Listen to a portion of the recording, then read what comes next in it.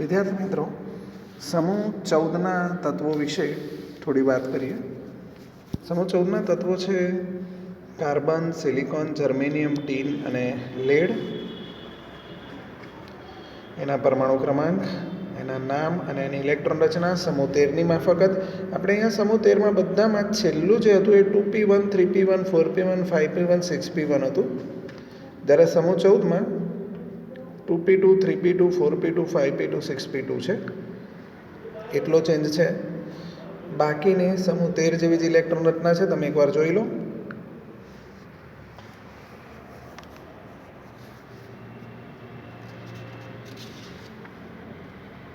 એનો સ્ક્રીનશોટ પણ લઈ લો.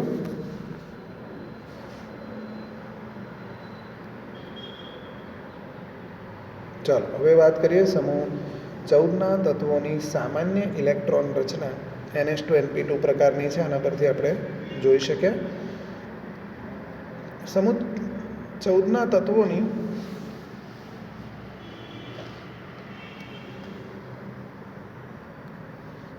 ફરીથી એક વખત એની સામાન્ય ઇલેક્ટ્રોન રચના અને એની ઇલેક્ટ્રોનિક કોન્ફિગરેશન જોઈ લઈએ. સમૂહ 14ના જે તત્વો છે એમાં કાર્બન, સિલિકોન, જર્મેનિયમ, ટીન અને લેડ. એમાં કાર્બન પૃથ્વીના પોપડામાં વજનથી 17મા ક્રમે મળી આવતું તત્વ છે. એ કુદરતમાં મુક્ત અને સંયોજિત અવસ્થામાં ખાસા મોટા પ્રમાણમાં મળે છે. તત્વ અવસ્થામાં એ કોલસો, ગ્રેફાઇટ અને હીરા સ્વરૂપે અસ્તિત્વ ધરાવે છે. જ્યારે સંયોજિત અવસ્થામાં ધાતુ, કાર્બોનેટ, હાઇડ્રોકાર્બન અને હવામાંના કાર્બન ડાયોક્સાઇડ વાયુ સ્વરૂપે હોય છે. એક બાબત અહીંયા ચોક્કસપણે કહી શકાય કે કાર્બન આખા વિશ્વમાં સૌથી વધારે ઉપયોગી તત્વ છે. જ્યારે અન્ય તત્વો જેવા કે ડાયહાઇડ્રોજન ડાયોક્સિજન, ક્લોરિન અને સલ્ફર સાથેના એના સંયોજનો જીવંત પેશીઓમાં દવાઓ અને પ્લાસ્ટિક જેવા વિસ્મયકારક પદાર્થો બનાવે છે. કાર્બનિક રસાયણ વિજ્ઞાન કાર્બનના સંયોજનો પર જ તો આધારિત હોય છે. તે જીવંત પ્રાણીઓ માટે આવશ્યક ઘટક છે.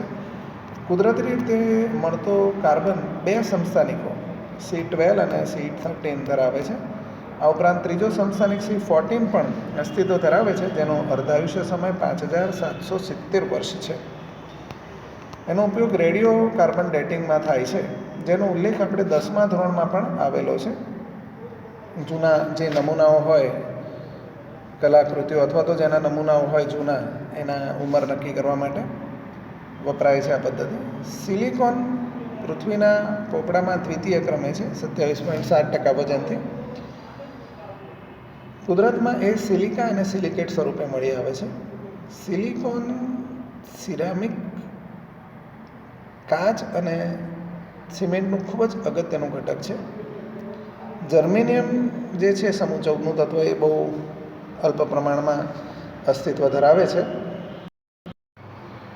ટીન મુખ્યત્વે ટીન કેસિટેરાઇટ અથવા તો SnO2 તરીકે, અને લેડ એ લેડ સલ્ફાઇડ PbS એટલે કે ગેલિના તરીકે મળે છે.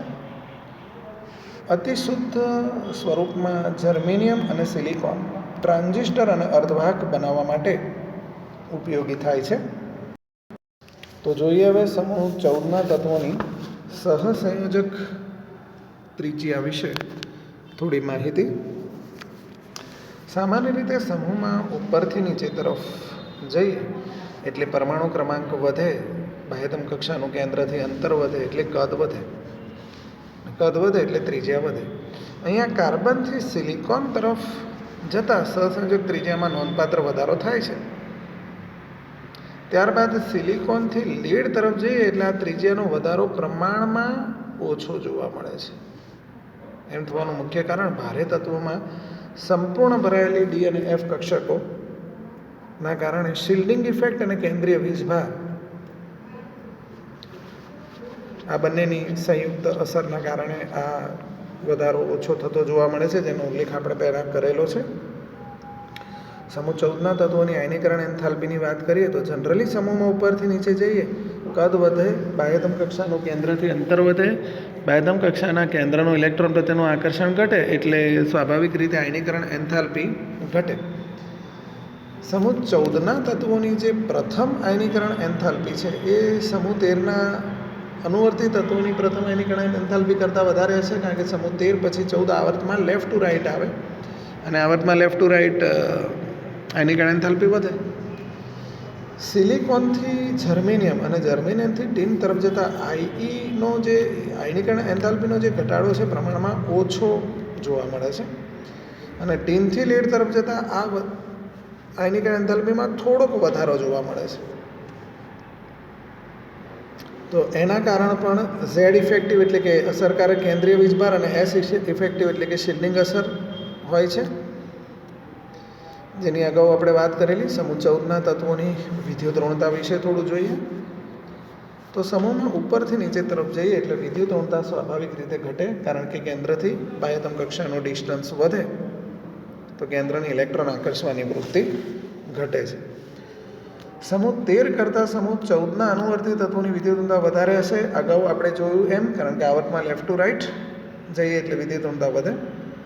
સિલિકોનથી લેડ તરફના તત્વોમાં વિદ્યુત ઋણતાના મૂલ્યો લગભગ સમાન જોવા મળે છે. સમૂહ 14ના તત્વોના રાસાયણિક ગુણધર્મોના વલણો વિશે થોડી વાત કરીએ.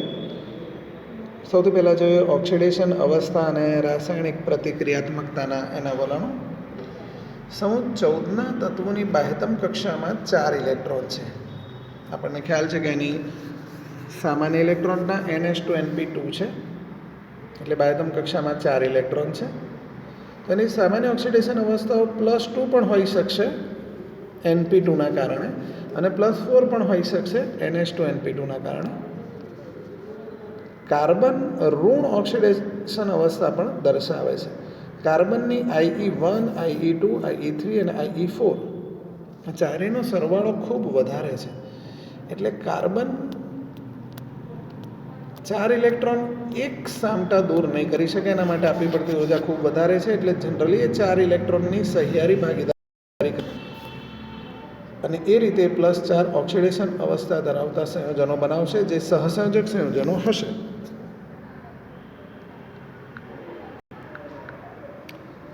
સમૂહ 14ના જે ભારે તત્વો છે એટલે કે કાર્બન પછીના, એમાં ક્રમશઃ આગળ વધો તો +2 ઓક્સિડેશન અવસ્થાની સ્ટેબિલિટી વધે છે. એનું રીઝન નિષ્ક્રિય યુગ્મ અસર. ફરીથી એકવાર યાદ અપાવી દો વિદ્યાર્થી મિત્રો, સમૂહ 13થી 16ના તત્વોમાં આ નિષ્ક્રિય યુગ્મ અસર જનરલી જોવા મળે છે, અને એમાં સમૂહમાં ઉપરથી નીચે જઈએ એટલે સમૂહની જે મહત્તમ ઓક્સિડેશન અવસ્થા છે એમાંથી 2 બાદ કરતાં મળતી ઓક્સિડેશન અવસ્થાની સ્ટેબિલિટી વધતી જાય છે. સમૂહ 14ની વાત કરીએ તો એની મહત્તમ ઓક્સિડેશન અવસ્થા +4 છે, તો જેમ નીચે આવશો સમૂહમાં એમ +4માંથી 2 બાદ કરતાં મળતી ઓક્સિડેશન અવસ્થા એટલે કે +2, એની સ્ટેબિલિટી ક્રમશઃ વધતી જાય છે. એને જ આપણે નિષ્ક્રિય યુગ્મ અસર તરીકે ઓળખીએ છીએ. તો એ રીતે જોઈએ તો જર્મેનિયમ, ટીન અને લેડ એમાં +2 ઓક્સિડેશન અવસ્થા દર્શાવવાનું વલણ વધતું જાય છે. એનું રીઝન એ છે કે જે સમૂહ 14ની તત્વોની કોમન ઇલેક્ટ્રોન રચના છે NH2NP2 પૈકીની NH2 કક્ષકો કેન્દ્ર સાથે બંધાયેલી હોય છે, એટલે બંધમાં ભાગ લેવા માટે માત્ર NP2 જ અવેલેબલ થશે, તો પછી ઓક્સિડેશન અવસ્થા +2 થશે સામાન્ય. એથી જ કાર્બન અને સિલિકોન +4 ઓક્સિડેશન અવસ્થા દર્શાવે, જર્મેનિયમ એ +4 અને સાથે સાથે +2 ધરાવતા સંયોજનો પણ દર્શાવે, પણ ટીન અને લેડમાં +2 ઓક્સિડેશન અવસ્થાવાળા સંયોજનો મહત્તમ હોય છે. Sn+2 ઓક્સિડેશન અવસ્થા ધરાવતા સંયોજનો રિડક્શન કરતા હોય છે. જ્યારે લીડ પ્લસ 4 ઓક્સિડેશન અવસ્થા ધરાવતા સંયોજનો ઓક્સિડેશન કરતા તરીકે વર્તે છે. એનું રીઝન છે લીડ પ્લસ 4 હોય તો એની સ્ટેબિલિટી +2 છે, એટલે +2 બનવા પ્રયત્ન કરે, એટલે પોતાનું રિડક્શન થાય તો એ બીજાનું ઓક્સિડેશન કરે, એટલા માટે એ ઓક્સિડેશન કરતા તરીકે વર્તે છે. સમૂહ 14ના તત્વોના રાસાયણિક ગુણધર્મો જોઈએ તો સમૂહ 14ના જે કાર્બન છે એનો અણુ છે કાર્બન ટેટ્રાક્લોરાઇડ અથવા ટેટ્રાક્લોરો મિથેન CCl4. એમાં મધ્યસ્થ પરમાણુની આસપાસ 8 ઇલેક્ટ્રોન છે, તમે જોઈ શકો છો લોઇસના બિંદુ નિરૂપણની મદદથી. આવા પરમાણુઓ સંપૂર્ણ અષ્ટક એટલે કે પરિપૂર્ણ ઇલેક્ટ્રોન રચના ધરાવે છે, એટલે આવા પરમાણુઓ પાસે ઇલેક્ટ્રોન દાતા તરીકેની અથવા તો ઇલેક્ટ્રોન ગ્રાહી તરીકેની કોઈ અપેક્ષા રાખી શકાય નહીં. એટલે જ કાર્બન 4 સંયોજકતા ધરાવે છે, 4થી ઓછી પણ નહીં કે 4થી વધારે પણ નહીં. સમૂહ 14ના તત્વોની 4થી વધુ સંયોજકતા ધરાવી શકે કાર્બન, એનું કારણ એમાં રહેલી D અને F કક્ષકની હાજરી છે. એટલે જ કાર્બન સિવાય બાકીના તત્વોના જે ઘટકો છે એ ઇલેક્ટ્રોન યુગ્મો સ્વીકારીને જટિલ સંકીર્ણ સંયોજનો બનાવવાનું ધરાવે છે. દાખલા તરીકે અહીંયા દર્શાવેલું છે એ પ્રમાણે, જેમાં મધ્યસ્થ પરમાણુનું સંકરણ sp3d2 હોય છે. તો ફરીથી એક વખત એની ઓક્સિડેશન અવસ્થા વિશેની થોડી વાત કરી દઈએ. સમૂહ 14ની બાહ્યતમ કક્ષામાં 4 ઇલેક્ટ્રોન એટલે એની મહત્તમ ઓક્સિડેશન અવસ્થા +4, પણ સમૂહમાં નીચેથી ઉપરથી નીચે તરફ જઈએ એમ +2 પણ સ્ટેબલ બનતી જાય નિષ્ક્રિય યુગ્મ અસરના કારણે. એ 4 ઇલેક્ટ્રોન એક સાથે તો મેળવી કે ગુમાવી નહીં શકે, એટલે 4 ઇલેક્ટ્રોનની સહિયારી ભાગીદારી કરશે. એનું રીઝન બતાવ્યું કે કેમ +2 અવસ્થા નીચે સ્ટેબલ બનતી જાય છે. પછી આપણે એ બી જોયું કે આના +2 અને આના +4 ઓક્સિડેશન અવસ્થાવાળા સંયોજનો અનુક્રમે રિડક્શન કરતા અને ઓક્સિડેશન કરતા તરીકે વર્તે છે.